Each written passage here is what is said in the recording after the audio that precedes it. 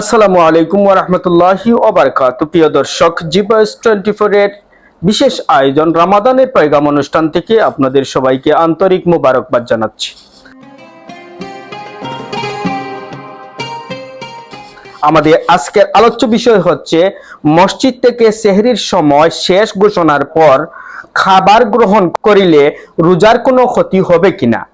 এই বিষয়ে গুরুত্বপূর্ণ আলোচনা করার জন্য আমাদের সাথে আলোচক হিসাবে উপস্থিত রয়েছেন পূর্ব সিলেটের বিশিষ্ট ওয়াইজি, বিশিষ্ট আলেমে দ্বীন হযরতুল আল্লাম হযরত মাওলানা মুফতি খায়রুল আমিন মাহমুদী সাহেব দামাত বারকাতুমুল আলিয়া, মুহতামিম ঢাকা দক্ষিণ দারুল উলুম হুসাইনিয়া মাদ্রাসা।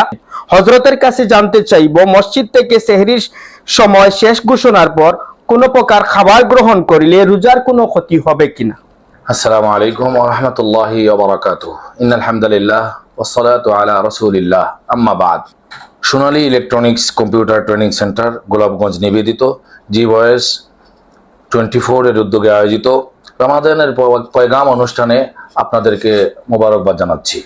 কাছে দূরে দেশে বিদেশে যে যেখান থেকে এই অনুষ্ঠান শুনতে পাচ্ছেন, সকলের দীর্ঘায়ু কামনা করছি এবং রমাদানুল মোবারকের যে ফজিলত বারাকা রয়েছে রব্বুল আলামিন যেন সবাইকে দান করেন, আমিন ইয়া রাব্বাল আলামিন।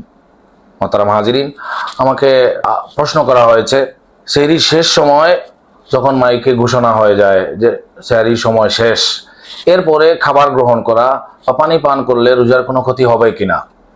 মোহতারাম হাজিরিন, বিষয়টি খুবই গুরুত্বপূর্ণ। এক্ষেত্রে আমাদেরকে লক্ষ্য রাখতে হবে, ইসলামের মূল যে ভিত্তিটা হচ্ছে সেটা হলো আল কোরআনুল কারীম। এ বিষয়ে কোরআন কি বলে? আমরা কোরআন কারীম যদি আমরা খোঁজ নেই, তালাশ করি, তাহলে আমরা দেখতে পাই সূরাতুল বাকারা, দ্বিতীয় যে সূরাটি রয়েছে সেই সূরাতুল বাকারার 187 নম্বর আয়াতের মাঝামাঝিতে রব্বুল আলামিন ঘোষণা দিয়েছেন, ওয়াকুলু ওয়াশরাবু হাত্তা ইয়াতাবায়্যানা লাকুমুল খায়তুল আবয়াদু মিনাল খায়তিল আসওয়াদি মিনাল ফাজর সুম্মা তুম্মুস সিয়ামা ইলাল লাইল। সাদাকাল্লাহুল আলিয়্যুল আযীম।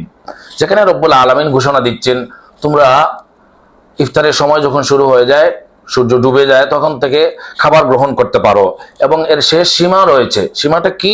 সীমাটা হচ্ছে হাত্তা ইয়াতাবায়্যানা লাকুমুল খায়তুল আবয়াদু মিনাল খায়তিল আসওয়াদি মিনাল ফাজর।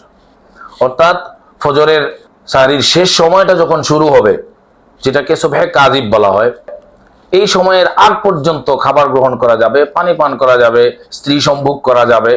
আর এরপরে আমাদেরকে অবশ্যই এর থেকে বিরত থাকতে হবে।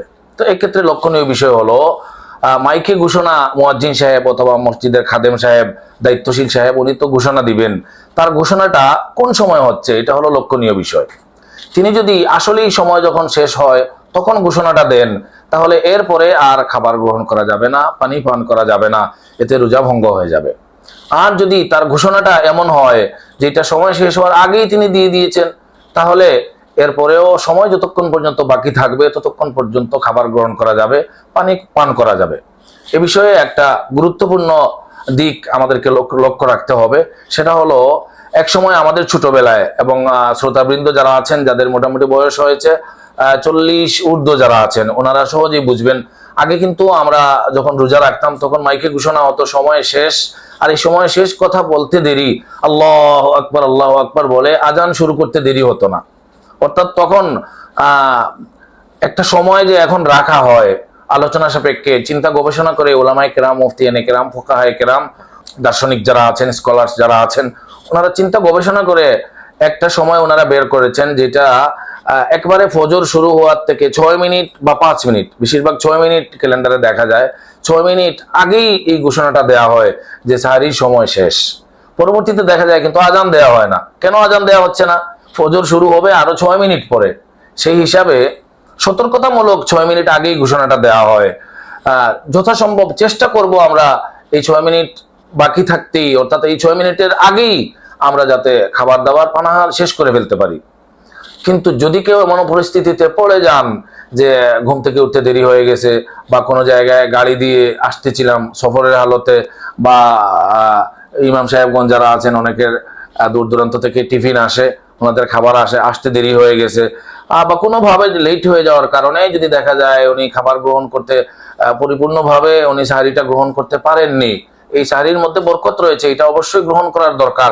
নাইলে তো আমরা রাত্রে ঘুমানোর আগে আগে 12টা 1টার দিকে ঘুমানোর আগেই খাবারটা খেয়ে যদি শুয়ে পড়ি, আর এরপরে যদি ফজরের টাইমের ভেতরেই ঘুম থেকে জাগ্রত হয়ে ফজরের নামাজ পড়ে ফেলি, তাহলে তো রোজা হয়ে যেত। কিন্তু ইন্না ফিস সাহরি বারাকা, অবশ্যই সাহরির মধ্যে বরকত রয়েছে, এজন্য সাহরিটা খাওয়া দরকার। সেই হিসাবেই আমরা সাহরি খাই। এজন্য আমরা লক্ষ্য রাখবো, সম্ভব হলে আমরা এই সাহরির সময় শেষ ঘোষণা হওয়ার আগেই খাবারটা শেষ করব। আর যদি কোনো সময় অসুবিধা হয়ে যায়, তাহলে এরপরে আরো 1-2 মিনিট 3 মিনিট পর্যন্ত 4 মিনিট পর্যন্ত নেওয়া যেতে পারে। তবে সতর্কতামূলক এর আগেই শেষ করাটা ভালো।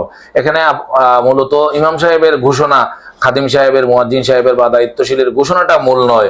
মূল হলো টাইম যখন শেষ তখন আর শেষ, আর কোনো খাবার গ্রহণ করা যাবে না, পানি পান করা যাবে না।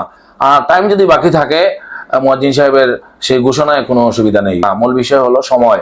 এই সময়ের প্রতি লক্ষ্য রেখে আমরা আগে বাড়বো। রব্বুল আলামিন আমাদেরকে তৌফিক দান করুন, আমরা যেন এভাবে আমলটা করতে পারি। আমিন ইয়া রাব্বাল আলামিন। প্রিয় দর্শক, হযরতের তথ্যবহুল আলোচনা আমরা শুনছিলাম। পরবর্তী অনুষ্ঠান দেখার আমন্ত্রণ জানিয়ে এই মুহূর্তে বিদায় নিচ্ছি। আসসালামু আলাইকুম ওয়া রাহমাতুল্লাহি ওয়া বারাকাতুহু।